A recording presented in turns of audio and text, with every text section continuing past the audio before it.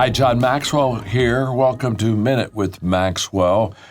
In this series, I'm talking about people who have greatly influenced my life, and today I would like to share with you another mentor of mine, Fred Smith. Now, often when I use the name Fred Smith, I think of the CEO, executive founder of FedEx. This is another Fred Smith out of Dallas. But he was a terrific mentor, a very successful business person himself, and poured into my life. And I'll never forget, I was a pastor in San Diego, California, and at that time I was, 35, had one of the 10 top largest churches in America, had just been written in a book on the 10 most influential churches in America, which mine was one of them. Fred came out for a weekend. I went through all the services that weekend with me, and then we went and had a Sunday lunch that I'll never forget. And he looked at me and he said, "John, I want to talk to you about giftedness." That's the word for today. Giftedness.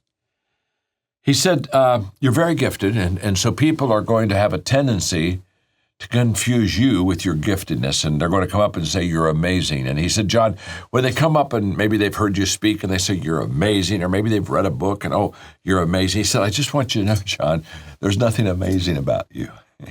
He said, "You're just human. You're just one step away from stupid like everyone else." He said, "It's your gifts that are amazing, not you." And by the way, John, God gave you those gifts. You didn't earn them. You didn't deserve them. And so when people come up and try to put you on a pedestal, don't let them do that. Because when they're talking about how amazing you are, just trust me, they're looking at your gifts and they're confusing your gifts with who you are. I'll never forget that talk.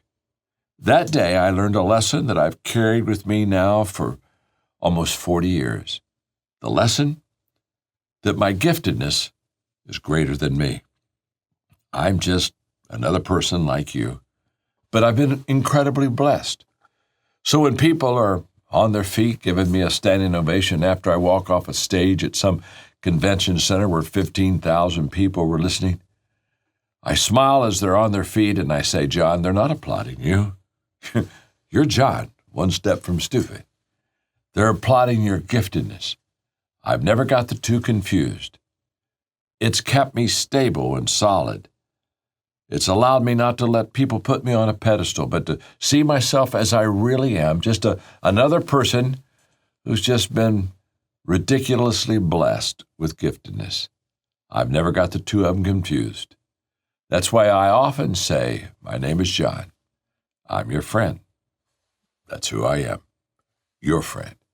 Thanks for being with me today on Minute with Maxwell.